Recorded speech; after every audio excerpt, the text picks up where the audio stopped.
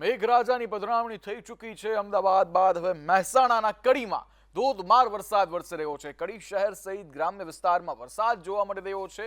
દિવસભર ભારે ઉકળાટ બાદ રાત્રે અંતે વરસાદ પવન સાથે ધોધમાર વરસી રહ્યો છે। આ સાથે જ ગ્રામ્ય પંથકમાં પણ લોકોને શ્વાસમાં શ્વાસ આવ્યા છે। મહેસાણાના કડીમાં ધોધમાર વરસાદ આવતા સમગ્ર પંથકમાં હાલ વાતાવરણ ઠંડક વાળું બની ગયું છે અને આ સાથે જ લોકોને આ બફારા અને ત્રાહિમામ પોકારી ઉઠેલા એવા તાપથી રાહત મળી રહી છે। આપ ટીવી સ્ક્રીન પર દ્રશ્ય જોઈ શકો છો કે ભારે પવન સાથે ધોધમાર વરસાદ વરસી રહ્યો છે મહેસાણાના કડીમાં।